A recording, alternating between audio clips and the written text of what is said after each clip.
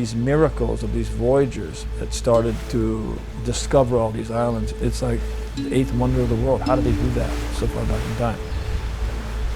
There was two things of genius in Polynesia. Someone needed to build a vehicle, a spaceship of our ancestors that could sail far, when no other culture on the earth was sailing far.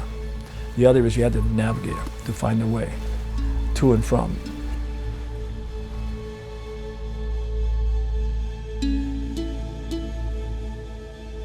The navigator needed to be able to see, it needed to be able to hear, it needed to be able to feel.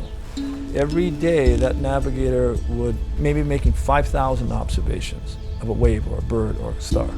It would make 500 choices about trim, course, steering, and then it would make 2 decisions.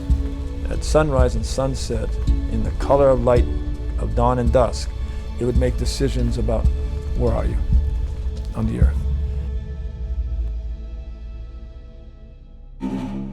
I think we are where we are on the planet today, where human beings are changing the earth. It is now turning around and changing us, and we don't know what to do because we disconnected. The greatest thing we need to do is become family of the earth again, family of nature. The greatest naturalist I ever met was my teacher, Moananuiākea, who transcends the observation of nature to what he calls the magic. It is about when the human existence becomes part of the family of nature, that you are nature. The thing about Mao, the day he was leaving, packing his bag, he sat me down and said, okay, Nainoa, I give you everything, and the ocean showed you everything, but it'll be 28 years before you'll see. If you want someone to know everything, send your son, because you're too old. That's a crucial piece of cracking the code.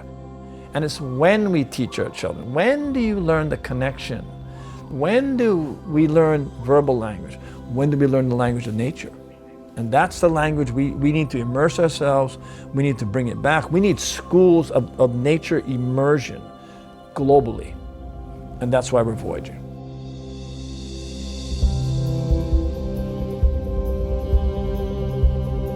To just getting general awareness to half the population of the earth, getting understanding to a quarter population of the earth, and getting the sense of values back to 1 billion people. And then going down the road from values, you need to reinstate respect. Then you need to reinstate care. And then from there, where values are now moving to action, that's when you need to help strengthen a community and a culture that's global, not based on race, but based on values.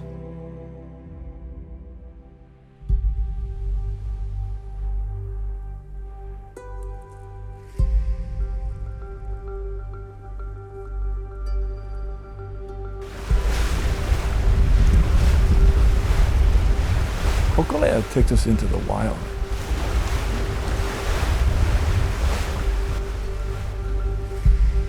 The voyage itself will take about 400 crew members from, we're hoping, about 26 countries. Diversity and equity and access matters. That this is not just a Hawaiian voyage, this is a global voyage. We'll be at sea for about 450 days, and we'll be on land for 950 days. Every day is a story of ideas and people.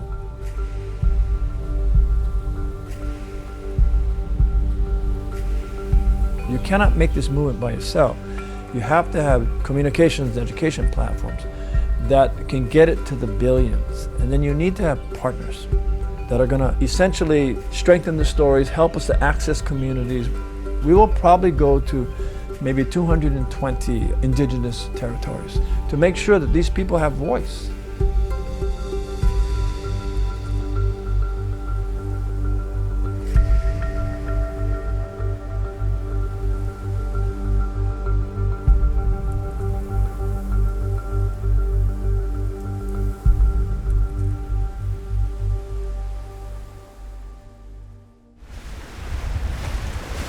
Hōkūleʻa and Hikianalia will do its part. It won't do it by itself. You need the platforms and you need the partners. And that whole voyage of connecting to the earth and connecting to these people who can make change, we're working just as hard on those partners and those platforms as we are in getting Hōkūleʻa ready to go.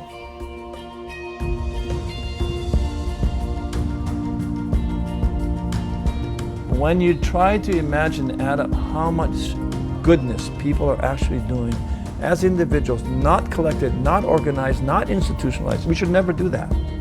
Just let that wave happen, let that movement happen. We're in the race between those who are essentially hurting the earth and those who are healing it. To me, it's not about hope anymore. We don't have time for hope.